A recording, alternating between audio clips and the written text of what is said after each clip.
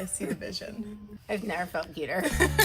You look so cute. Okay, wait. Take that electrode and kind of wiggle it around in your hair. Once you put it on, strap it in. Yeah, you look cute. Thanks, okay. It looks like you're going swimming all time soon. Totally. And just focus on your name and try not to think too much. So we're going to start with ocean dive, the positive reinforcement in terms of those stars. Another game is going to come up. It's called a puzzle. When your brainwaves stay under that threshold, that puzzle piece is going to move. When your brainwaves go above that threshold, that puzzle piece is going to wiggle or it's going to pop.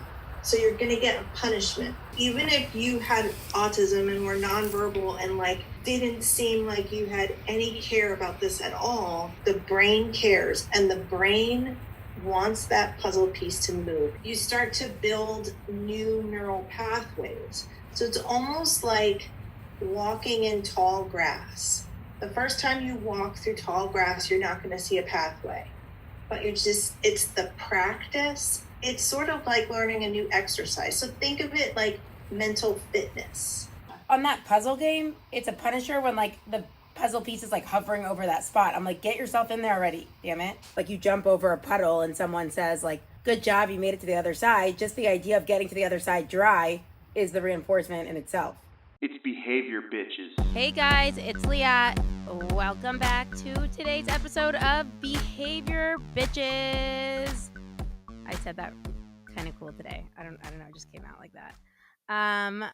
Today, before we get into our special guest, which I'm really excited to, I'm always excited, and especially now that it's just me, I am choosing guests that I am really, really excited about. So it's pretty cool. Okay, let's start off with our review of the day. You guys have been showing up, putting in those 5-star reviews, so thank you. Keep them coming. Also, the reviews help us. I mean, not just for my own ego, but they also help people find the show. We actually were looking up the other day. We're number 22 in social sciences as a whole, which is very cool. Our goal this year is to get down to number 12. So by you leaving reviews for us, that really helps and gets us up there in the ranks. So please go do that. All right, review of the day. This is from Meredith, okay? And it's called Always Studying 5 Stars. I started at episode 1 when I was studying for the exam. I always found the podcasts were literally undercover studying. I got to listen to something light and funny with terminology sprinkled throughout for quick reference, real life references. Even though I passed the exam, I'm still listening and re-listening to episodes. I love how you always show your listeners how behavior is everywhere and our interventions can be used for literally anyone or any behavior. Meredith, thank you so much for leaving that review. And I think that's actually a perfect review for the topic we're talking about today, because our guest that we're having, when she reached out to me to come onto the show, she was like, I'm doing something, I'm a behavior analyst, but I'm doing something totally different. And it's so behavioral. And this has already been going on. People have been practicing what I'm going to talk about today. And so you're going to see that sprinkled very clearly throughout today's episode. So for today's episode, who is the guest? The guest is Julie Bucalos. She let me know it's like a callus on your foot. Very helpful for memory. Thank you so much for that, Julie. We are going to be talking about all things neurofeedback. Ever wish you could just train your brain to chill out or focus better? All my fellow ADHD people out there, anyone with any trauma, anyone with anything that they are going through, this will resonate with you. And I know that Julie also uses neurofeedback with other individuals she'll tell you about. And we are going to break down what is neurofeedback, how does it work. Julie is a former special ed teacher, like me, with a PhD in assistive technology. She is a BCBA, but is actually, if I'm correct, not practicing under her BCBA license right now. Is that right, Julie? No, I am practicing under my BCBA license, but when I'm doing neurofeedback, I'm not practicing under my license. Okay, so because I know that you opened a neurofeedback clinic, So when you're Yes, doing the neurofeedback stuff, you're not practicing under your BCBA license. But when you're correct. doing BCBA stuff, you're practicing under your Yes, BCBA license. Okay. We just have to yes, clarify that for any of you that's right. ethical people who are Right, worried. We got right. it covered. Although I feel Julie like and I I, could argue it's behavior analytic, but you totally could. And I tell you, yeah, after like doing research these last 2 days, like further on like yeah, different like YouTube videos and different podcasts I was listening to, I was like, this is just like straight up behavior. yeah. So because you were telling me it and I was trying it out. And by the way, I just want to let you guys know ahead of time that Julie sent over here the entire like neurofeedback machine and computer needed to that I could actually try the neurofeedback myself, which is really cool. And I'll tell you about my experience with that. So this episode has been a long time in the making because we had a pre-interview. Then she sent all the stuff over. Then by the time we actually like got on another call to actually like try it out, but now it's happening, and I'm so happy to have you, Julie. Yeah. Well, thank you. Welcome. Thank you. I'm so happy to be here. We have been talking for a while, so the fact that we're here now and we can get into it. So let's do We're it. we're about to get into it. Okay, and I'm actually going to. I know we've been playing a lot of this or that lately. Anyone listening? I'm going to try out a new segment today. It is called Fill in the Blank. Okay? It goes like this. If I weren't a BCBA, I'd probably be a what would you be doing? You fill it in. Me? Oh I'd yeah, you. probably be a teacher. A teacher. Yeah, Okay. I like that. I What guess would you that's be not very teaching? exciting. My background was teaching elementary school. If I wasn't a BCBA, I would probably prefer to teach high school at this point. High school or even vocational, that Oh, 18 I to yeah, I 21 love that. age. Yeah. I love it. Okay. The best advice I've ever received was blank. Oh, I think I was probably from my dad, and he had a lot of different advice, but he sometimes would tell me that the best response is no response. Ooh, so your And dad was that telling that you stuck with me. to use Like, extinction. Your dad was essentially telling you. I like yeah, you that. don't have to respond to everybody. You're not required to do that. I know. I often feel like that, even with like text messages. I'm like, I Yeah. feel like I have to respond and I have to respond immediately. It's just like, but Yeah. that is true. In this That's not digital true, age too, it makes a lot of sense. People say things that aren't kind, or you don't even have to say anything. You're right? not required to do Exactly. that. So, yeah. Okay. Last one. My first car was a Oh, 1964 and a half Mustang. It was amazing. 1964 and a half. Yes. It was old. It was old, and it had a vent where you just opened it up and leaves would fly in if you went over like a bunch of leaves. And the high beams were a button that you press with your foot on the left side. It was an old car, but it was very, very cool. What And I'm a color? lot older than you. It was like a forest green, and it had sheepskin, not real, seat covers, and then the seat belt was just like an airplane's, like No, just a I feel like a black lot of people belt. had sheepskin covers like in the Yeah, past. Like I just remember that, like getting picked up yeah, early on for carpools, and like one of the moms had like an old Volvo and it had like these yeah, sheepskin covers. It's just like, yeah. It was so cool. It was very cool. okay, I love it. Well, that is our new segment, and I like it. Trying it out, get to fill in the blank, get to know you a little bit.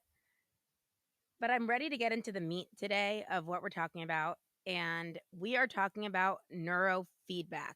You know, I'm very into Greek roots or Latin roots, and we know the word neuro means brain.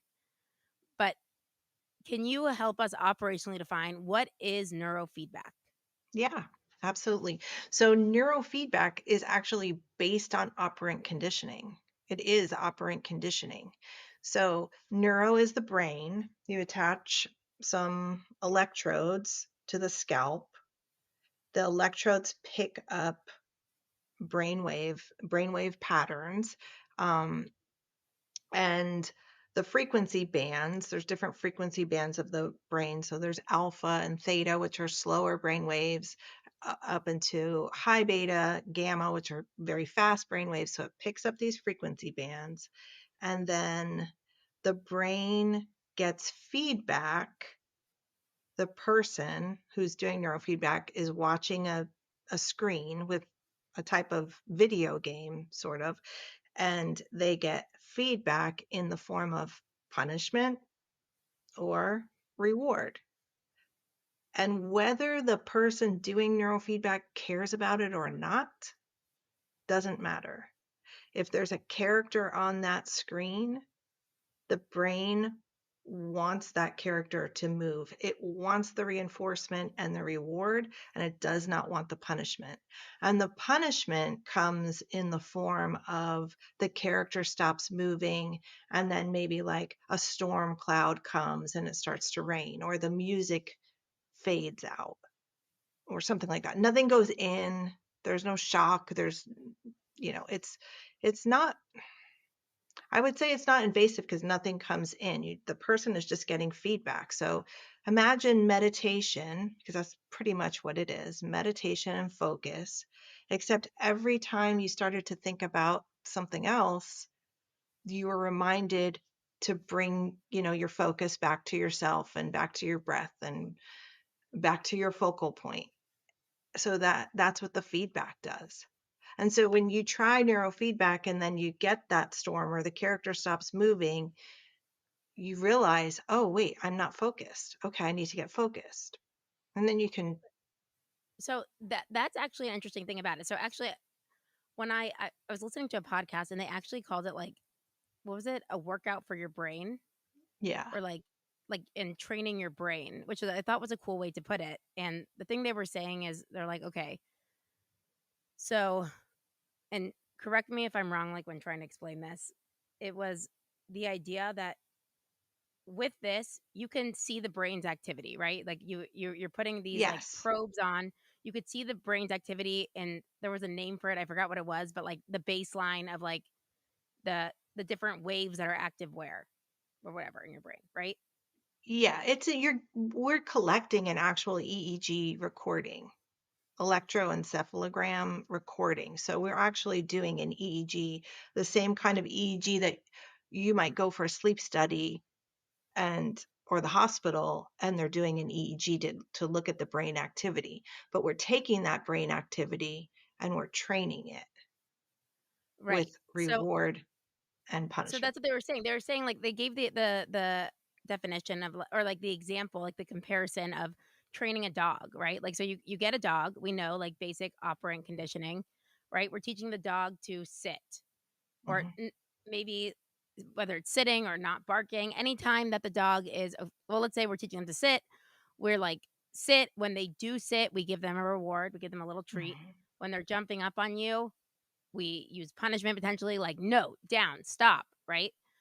And so we're doing that and we're aware of it. This is obviously like an observable behavior, right? We see it happening. Now, the way they described it on the podcast, which like really made sense to me, and I know you had told me this too, but it took me obviously like that replication of hearing it more than once. They were like, you're doing that to your brain. Hmm. However, you're the way the neurofeedback machine works, because I remember like when you set me up with it, I'm like, what am I supposed to be doing here? Like I'm sitting, I'm watching this video game, I'm watching this storm, or I'm watching this like scene, and Hmm. there's like a storm now, whatever it is. And you're like, Leah, focus on like the corner, like the number, just like whatever in the corner. And I'm like, okay, Hmm. but like, what am I supposed to be doing? Right? Naturally, I'm feeling like, what am I supposed to be doing to like be productive here? And how do I win this game? And like, Hmm. what is the game? Right? Hmm. Yeah, So what's really happening, and I'm please keep correcting me if I'm wrong on any part. What's happening yeah. is it's following your brain waves as you're viewing this, right? And any time that your brain waves are maybe not responding in a I wouldn't say like perfect, what's the Optimal, way? I would say, Optimal. optimal, efficient way of processing. An optimal, efficient way of processing the actual like technology, like the or the game that you're watching will actually change, right? So like whether it was, I know you, like, the way that we did it, there was, like, a storm that came in, like, on the Mhm. so, like, essentially, that would work as the Punisher, Yeah.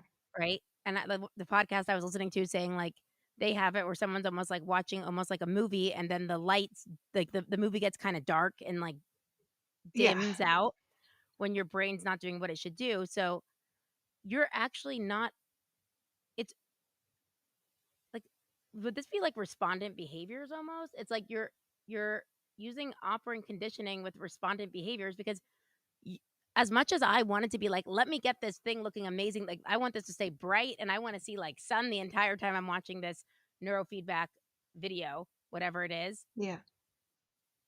I was like, I was trying to figure out naturally, like, how am I gonna make this stay? And, like, I couldn't figure it out. And that's why, like, even, like, doing it with you, I'm like, "Wait, so what am I doing? Like, what's the point here? Like, how do I win this game?" Like, naturally, that's what we think, or I do anyways. Yeah. So I think of neurofeedback as a way, as a tool to train replacement behavior. And in my mind, neurofeedback and discrete trial training are kind of similar. So when I was teaching and I would do discrete trials with a kid, and I was just keeping them focused on, and moving really quickly with cards and keeping them moving, I found that they were able to generalize that focus later on in the day. And they were able to sit and they were able to give eye contact. And the kids I was working with started to make progress academically because we developed joint attention. Neurofeedback is sort of, I find, similar to that.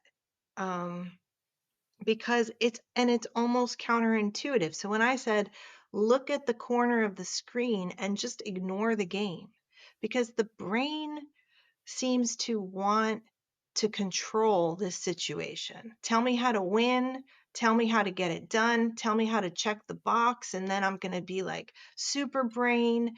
And it's kind of not that. It's kind of learning, and you start to gain an awareness of how your brain makes sense of different stimuli. And so by ignoring the game and kind of creating distance, it's sort of like meditation and getting to that point of being able to control what you want to focus on and what you don't want to focus on. And so by when your brain is trying to be like, what do I need to do? How do I win this game? How do I make this character go? Why is the screen getting dark? Why is the music going out? You have to ignore all that chatter and put all your focus into like one focal point. And it, and then that's where it also kind of is like training a puppy or a toddler. Which I The think is interesting. It reminds me of the concept of the automaticity of reinforcement. The idea that you don't have to realize reinforcement is happening for it to work, you know? right. Like, we always give Right. the classic example of, like, it's not always someone on the other end saying good job or, like giving a cookie at the end. It could be something as simple as, like, oh, the behavior of you jumping over a puddle, the fact that you got to the other side dry without getting in the puddle is reinforcement in itself for you to, like, do that again. Yes. So, but with this, you know, I think it's, well, first of all, what I like about this is it's actually so behavioral. It's such radical behaviorism as well because, in radical behaviorism, Skinner talks about, you know, behavior is everything, whether it's observable or not observable. Like, these are a lot of, like, private behaviors, right? Like, I mean, your Hmm. brain, like, anything that any, like, living organism is doing is behavior. So, like, your brain is straight up being trained, right? Just because you're not seeing it, but the whoever's administering this for you is actually seeing it, right? You are actually seeing that behavior of the brain by looking at the waves. Yes. Yes, I can see the frequency bands when they're getting out of the pattern, the efficient and optimal pattern. And a lot of times those different frequency bands, depending on where the electrodes are placed, can be consistent with the brain processing um, let's say the brain is processing with too much alpha in a certain part of the brain, that can be consistent with like rumination or anxiety. Too much high beta and parts of the brain can be consistent with stress or burnout. So we start to actually train those brain waves to create new neural pathways that are more optimal, more efficient, and now the person doing neurofeedback has more ways to process. Um, and and the results, I would say, are powerful because the person doing neurofeedback, um, the participant gains an awareness that maybe they haven't had before, but it's also sort of subtle. So it's different than taking medication where, there's a clear onset, and when the medication wears off, ADHD medicine, let's say, wears off, and then, you're back to square one. Neurofeedback is kind of like, oh, I used to respond in this way, and now I respond this way. Oh, that's pretty good. And an example I can give, yeah, I use my husband as an example a lot. Um, and this is kind of a sad example, but we had a death in the family, and I was very upset about it. And um, it was a couple weeks were going by, and my husband said something to me along the lines of like, I know you're really sad, but you have a family here, and we kind of need you to come back. And I Hmm. think in the past, I probably would have taken that. I would have thought that was really insensitive, and you don't understand what I'm Uh-huh. going through. But I was able to kind of like take that information, process it. I guess I was mindful of what he was saying. I could see the big picture. And I feel like that's what neurofeedback has helped me to do, is see the big picture in a situation and give me a little bit of distance between what my feelings are and what is happening.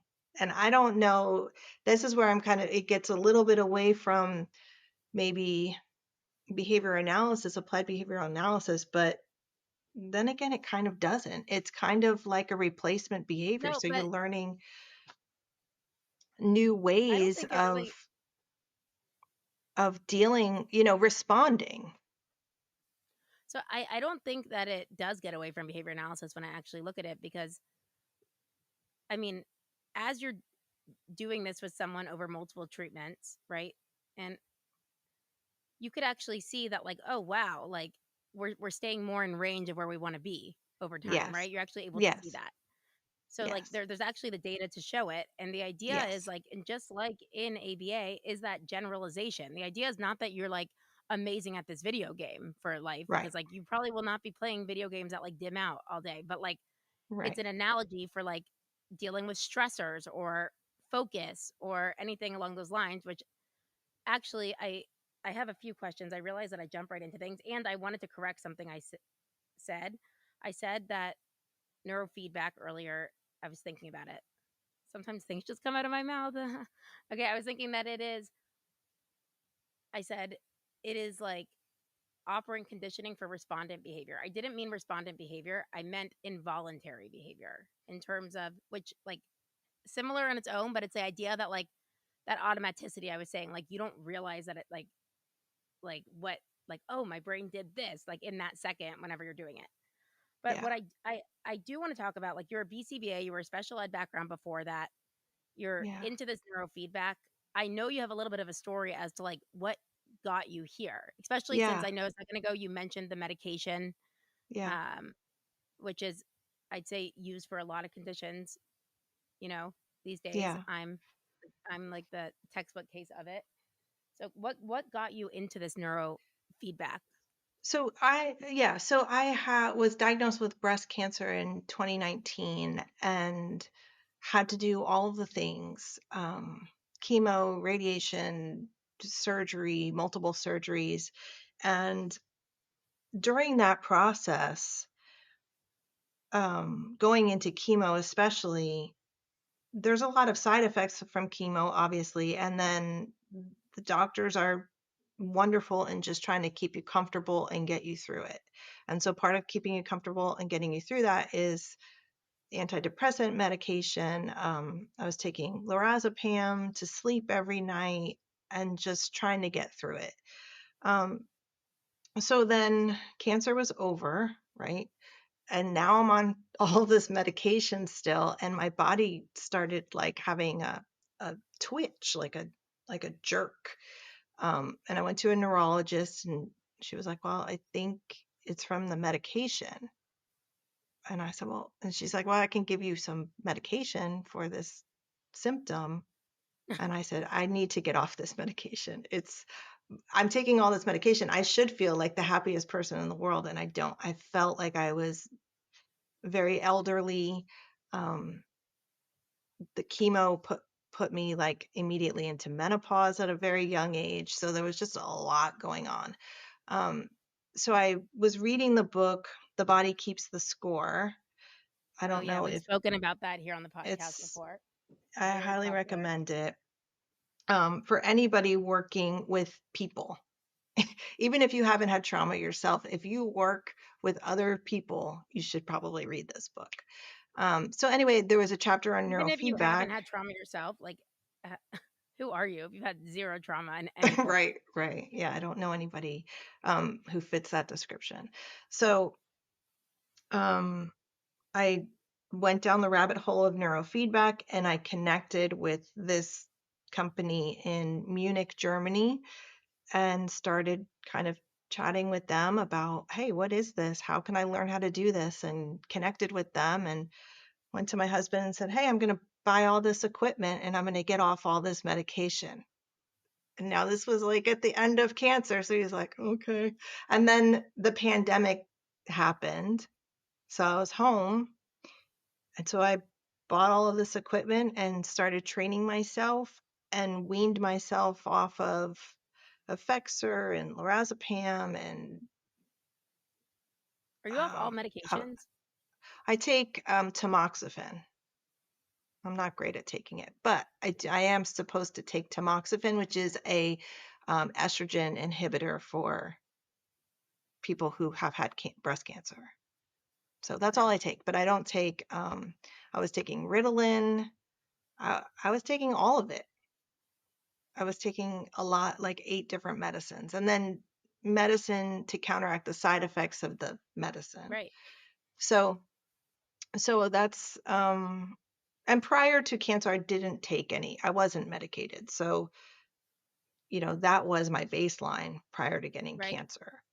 Um, and then I realized like, hey, this kind of worked for me. And then I started training my family, and then saw results with my husband and my son, who was like, my son was about 9 or 10 at the time. And then I started training like my neighbors, anybody who would come to my house. This was kind of the end of the pandemic. I think we were still masked though. And I would train anybody. Just But let me like, train you. but that's the question. Like, who is this for? Yeah. So some of the people um, who I see, a lot of the people I see have insomnia. So they wake up in the middle of the night and they're awake for hours and hours. And so that's where my ABA background really comes into play, because they're doing neurofeedback, but I'm also coaching them behaviorally. Okay, so what do you do when you wake up in the middle of the night? Do you start calculating how many hours you have left to sleep? Do you get Yes. frustrated? Do you get, are you talking to yourself like you're training a puppy? There's my puppy. Um, I love it. By the way, everyone, we both have Frenchies. So we do. But, and so I tell people, this is where the behavioral coaching comes in. I tell people, imagine your brain, like try to personify your brain as something like a toddler or a puppy or something that makes sense to you. Think of a baby tiger, whatever it is. and talk to your brain the way you would talk to that. For me, it's a toddler. So if I wake up in the middle of the night and instead of going to like, oh my God, I can't believe I'm awake. I need, I only have 4 more hours to sleep. I say, okay, I'm awake. So what is it that I'm trying to work out? And maybe I'll think about things for a while. And then if I find myself just thinking about stuff that's not really important or ruminating, or then I say, okay, it's 3 o'clock and now it's time to go back to sleep. And so and then I visualize some of the games that I do in neurofeedback and then tell myself it's time to go back to sleep. I go back to sleep. Wow. And it took a lot of training though. It's not like I did neurofeedback one time and then all of a sudden it cured. It's sort of like mental fitness. It's like a gym for your brain, and it's sort of like lifting weights. Like, hey, I've been lifting weights, and 3 months later, hey, I can lift. I'm strong. I can move things now. Right. It's sort of like that. It's subtle. It's not like you lift weights one time and all of a sudden now you can pick things up. Right. So So, I like the things that I've seen, like in the different things I've been watching and reading about it as well. And I know you've mentioned some of these, like ADHD. I saw there's a lot of research on neurofeedback and ADHD. yeah, Um, I saw ADHD, insomnia, trauma. Um, trauma. I've What's the worked other with one? people who have a stutter. I've I saw, worked yeah, I with, saw a lot of like veterans with PTSD. yeah, I actually saw, I listened to this TED talk. This woman in China, there's like I don't know if you've seen it. There's like a school for individuals with special needs, and like there was one girl with cerebral palsy, and like she had two goals. She's like, I just want to be able to do math and I want to be able to run. Like she was literally doing both. It was crazy. Like it almost sounds like fake, like mm-hmm, she could, like, apparently, like she literally could not even do math like 1 plus 1. Like it just like wouldn't like work. yeah. And also like, and they were also showing like a case study of some individuals with autism, which is, interesting into what we do. They were saying like, you know, I want to make sure I'm saying it right. And I could also like link the TED talk in the actual show notes. But like this individual was like so like, like a recluse, like internal, like these different things. And they were like, it's crazy the changes we saw in this individual um over time. So I mean, it's one of those things where you're like, wow, it just sounds like it could do so much, uh, Yeah, and really and unreal. I I think what you said about um the girl with with cerebral palsy, it kind of brings me back to again, like you're building that joint attention and you're building that focus. And so you can teach the brain and train the brain in lots of different ways. Neurofeedback is just one way. Discrete trials are another way. Meditation is another way. Yoga is a way. Doing hard tasks like even Wordle or any kind of puzzle games, just pushing through and focusing on a task, all of those things will get you there. The difference with neurofeedback is it's computer assisted. So you get that immediate feedback when your brain starts to be like, okay, this is So too hard. will the I don't computer want do to that do it. there?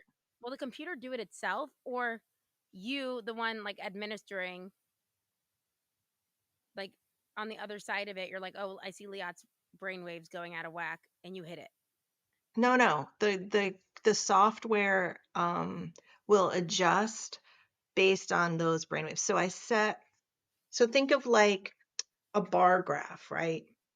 And so your brainwave is on the bar graph, and I put a threshold on top of where a ceiling on how high your Right. brainwave frequency can go or the amplitude can go. If the brainwave goes beyond that, you're going to get that punishment feedback. So your brain learns to stay under that threshold to keep getting the reinforcement. Wow. Okay. So you're really like Yeah. shaping this behavior to fit into like a Yes.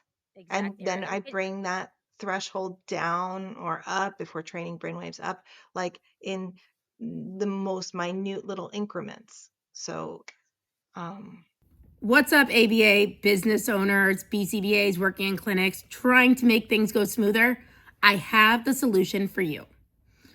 First of all, today's episode is sponsored by Arohana. Arohana support is amazing in the ABA space. Are you fed up with those never-ending admin headaches, trying to do it all, billing, credentialing? That's where Arohana support comes in. They take care of all your back office chaos, all the things you hate to do, whether it's with insurance, credentialing, all of it. Who knows? Maybe I'd still be in the clinic if Arohana was around when I was working clinically. And here's the best part. If you head on over to arohanasupport.com, they are offering a free, yes, free revenue cycle health assessment. No strings attached. Isn't that the best, ladies? Am I right? Just a clear look at where your practice is, how you guys are doing, what could be fixed, all of it. And it's all completely free. You don't have to do anything with it. But if you do happen to love it, which you might just, it's that great, they'll waive your startup fees. So you could get started to doing the things that you really want to be doing, like working with the client, being creative, doing the programming, supervising, all the things that you signed up to do. All the things that you hate to do, hand it over to Arohana Support. Head on over to arohanasupport.com. You won't regret it. and then I bring that threshold down or up if we're training brainwaves up, like in the most minute little increments. So, that's how we do the training. Sort of like a path, like if you were in a maze and I just kept making it like more narrow. Sort of like that. Right, because I saw, like, one of the main things that I keep seeing with neurofeedback is, like, you keep moving the goalpost, right? So, like, you're Yeah, shaping, but very slowly. And yeah. but there is, but let me see, actually, I had it written here. Let me see. Blah, blah, blah. You're not usually aware of, you're taking something you're not usually aware of and raising it to a level where the brain can interact with it. Oh, moving the goalpost, I had written. It's a little bit like adding more weight to dumbbells. Yes, Like it's asking exactly for like more, that. right? That's the analogy I had taken. Like it's like Yeah. asking for a little more or less theta and beta waves and so on.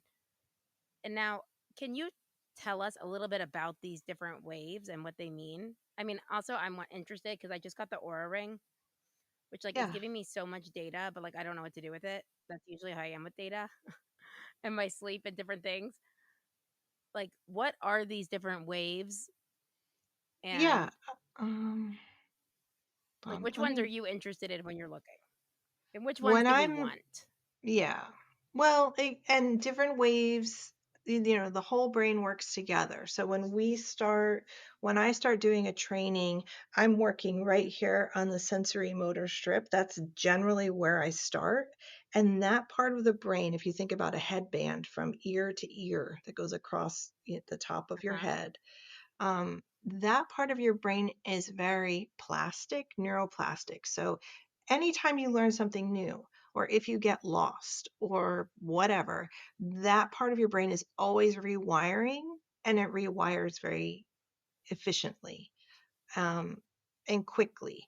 And so I usually start there, because my clients will see results more quickly when I start there, and it doesn't overwhelm the brain. You're taking, like, if you have a pack of dogs, these are the German shepherds. These are the smart ones. We don't get to the Frenchies until later because they are hard to train, right? So we start on the top and I think they're start untrainable, training up really. training up this. It's sort of like building a house. We want to set a good foundation, and the brain Right. will understand, okay, what are we doing? Oh, okay. And now we've trained up this sensory motor strip. The brain waves we're looking at generally, I start with, it's called sensory motor rhythm training, SMR training. And that has been around since the 60s.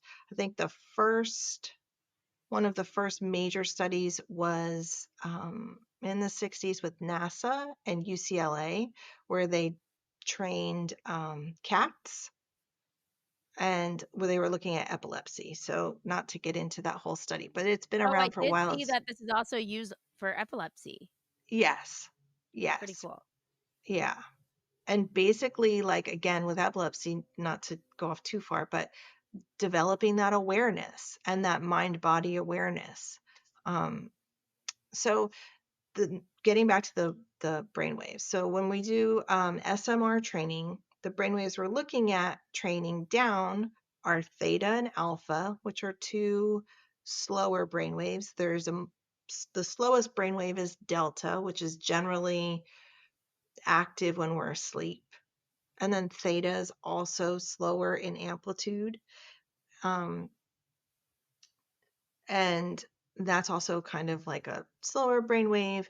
People who use a lot of theta when they're processing during the day tend to be more creative because they're thinking or processing a little slower, and not to be confused with like slow processing or IQ or a cognitive measure, but just the information coming in, the brain is using a slower brainwave to process, a slower frequency band to make sense of that information. Um, so people who use a lot of theta and alpha tend to be more creative, more compassionate. A lot of artists and musicians, when they come in for neurofeedback, they tend to have more slower brainwave activity. We saw a lot of that with Julia when we put it on Julia at the office. Is Her she brain's a so kind of slow. a out of the I'm just box kidding. thinker, creative thinker? Oh, No, okay. she's Well, creative. Very yeah, creative. very creative. And that makes sense, right? Like if you're walking slowly and you're the kind of person who's able to find four-leaf clovers and cool rocks, think of it like that. You're just kind of like enjoying, life. But on the other side of that is brain fog, being tired during the day, sometimes a little grumpy because the brain can get overwhelmed a lot easier because it's processing using a slower brainwave. You kind of can get like, whoa. She's And then shaking on her the head, other nodding. side of that, there's high beta, which is a very fast brainwave, which is consistent with being able to process a lot of things very quickly. But then with that, and being very efficient and alert and engaged, but then with that can come stress and burnout and not being able to turn that off. And none of these brainwaves are bad, right? So you want high beta, you want to be able to process quickly when you're in a podcast or when you're driving in a storm. But then when the podcast is over, the storm is over, you want to get back to like a efficient, calm focus, not too slow, not too fast. And so doing neurofeedback, getting that feedback, you learn how to turn it on when you need it and turn it off when you need it naturally. But self healing is hard. ABA is self healing, really, if you think about it. Um, Right. Training people and writing behavior plans, a lot of it's not the pharmaceutical model. You're training people to self heal. You're training family members to support that self healing. And that's what this is. Right. I mean, as you're sitting here talking, I'm like, okay, so we did the when I actually we could talk about my brain in a little if you remember it at all. Um, but Well, there were a you lot sent of things going on. It wasn't like if we had you a and lot I of were just together, yeah, there was a confounding lot of variables. artifact. Yeah. Right. So, but the what I'm like feeling like regret now because you sent me this machine. I did it with you. I have not really done it Yeah. much since after that.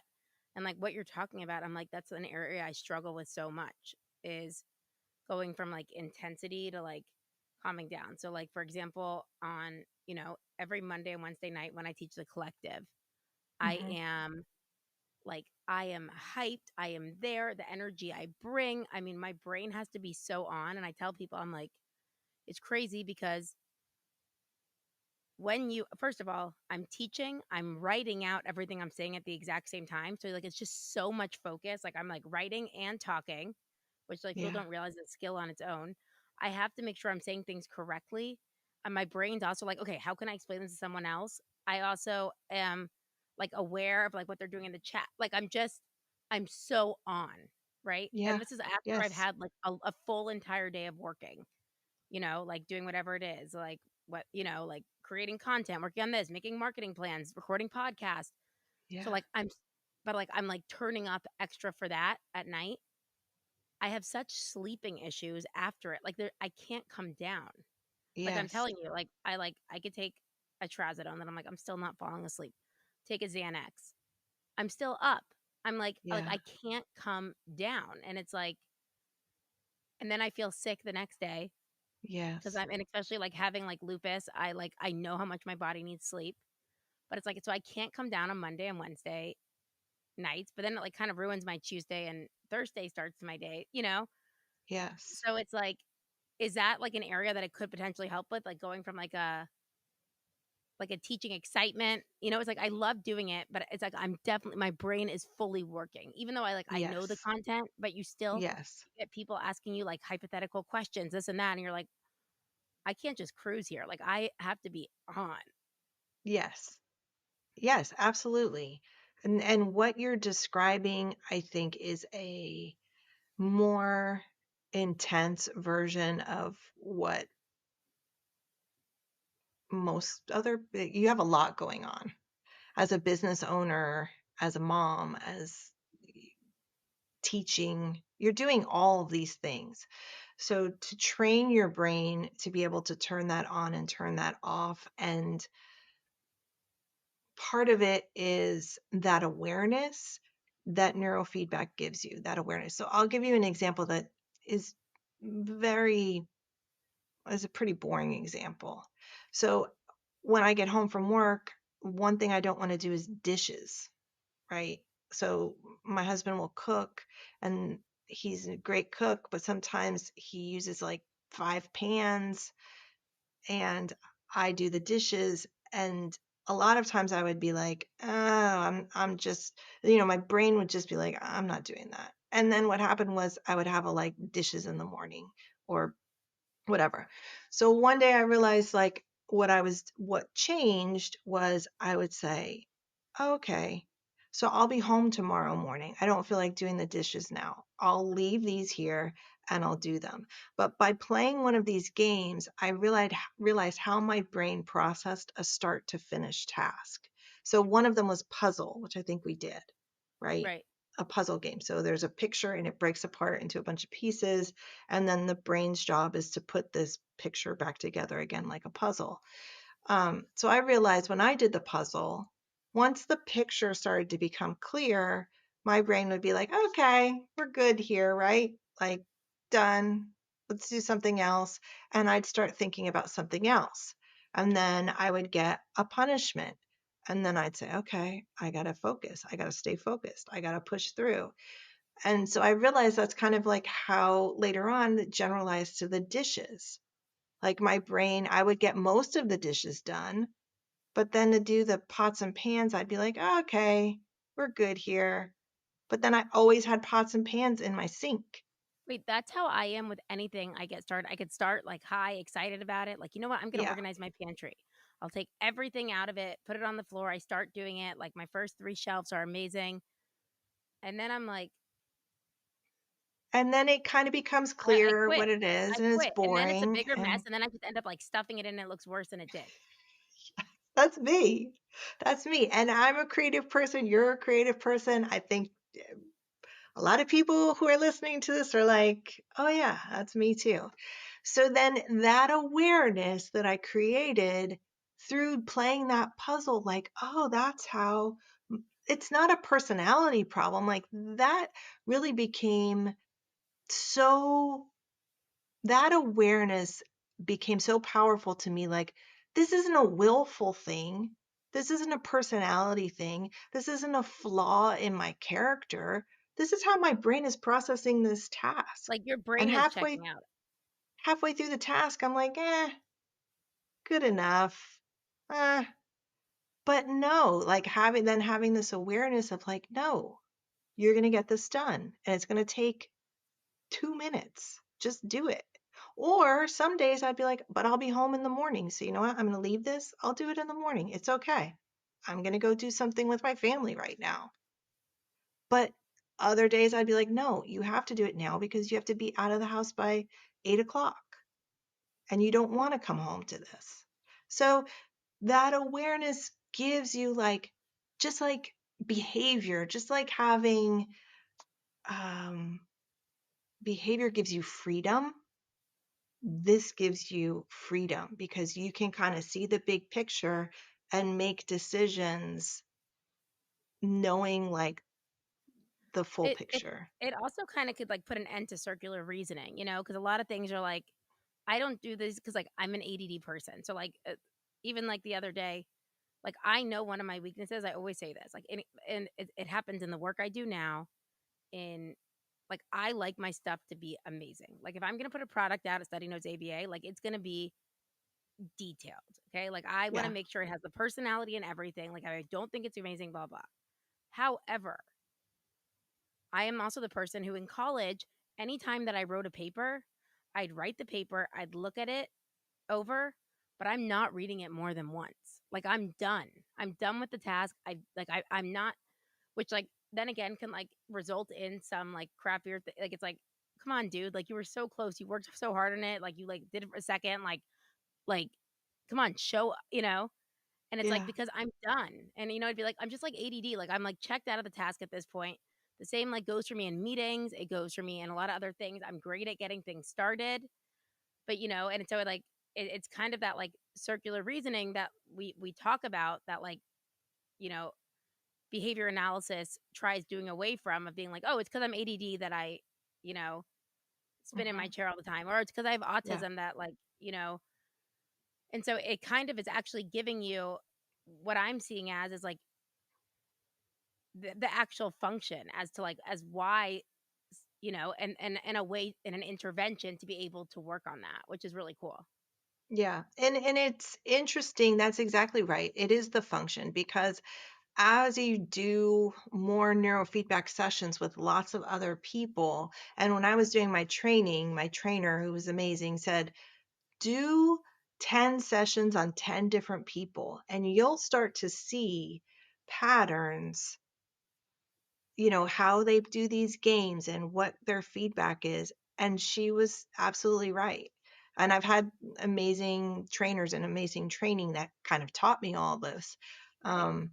But I have a passion for it, so it's really easy for me to like embrace this and I love it.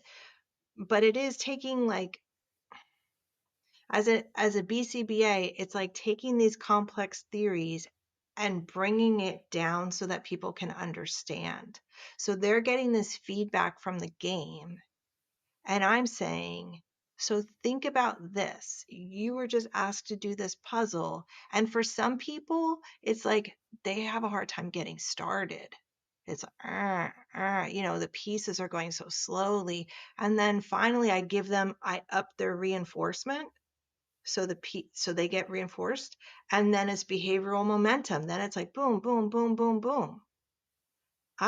So that tells me that when your brain has a task to do and you're struggling to get started, you have to you have to front load that with things that you Reinforcement. really like, reinforcement, and get it going and kind of build yourself up and then do it. And you will have such an easier time. And so that's kind of cool. Like neurofeedback was made for BCBAs. It was. I mean, I mean, totally. psychologists are doing this, but BCBAs, you will understand this like this is your bread and butter. I mean, It it's really is. private events. I mean, the amount of behavioral terms I've got from this episode, this is definitely what I'm going to recommend to students studying, being like, do you want to get as many terms as you can in? We did this one Yeah. time with a selective Yeah. mutism podcast. and I think we had like the same here. Is like this is just, I mean, amazing, and even like just taking it further, like behaviorally, like I think I read that you like the average amount of treatments is maybe 20 Yeah, recommended, yeah, yes. So but I then so start like with that's 10 10. twice So a like week. acquisition, 10 twice a week. Okay, Hmm. so that like you have that's acquisition, but it's the kind of thing the same way with ABA, whether you're doing DTT or working on whatever skills, we do Hmm. some maintenance trials every now and then, right? So then you could come Hmm. back every few months. Is that right? Hmm. That's how it is for me. It depends. I think with kids, it's generally they need a little bit more because they're young and their brains are still changing and growing. But if I see someone with insomnia and it's sort of like exercise, so I say, okay, twice a week for 5 weeks, we're going to meet, we're going to become best friends, we're going to work on this really hard. And for me, it it's kind of an energy thing too, because I really have to be tuned in to them. It's just like ABA though. If you really want to do good ABA work, you got to be tuned in and recognize those precursor behaviors and, you know, those really subtle behaviors that maybe aren't um, really apparent, and then coach that and shape that. So that's kind of what this work is. And then after that, I tell people it's kind of like a haircut. Some people need a haircut pretty frequently, and some people can go for a while, and everybody's different. But I'd say 20 on average. In Europe, Um, this is all covered by insurance. That's kind of the one thing. This is, my business is a fully private pay. So that's a little bit of a barrier for Uh-huh. for folks.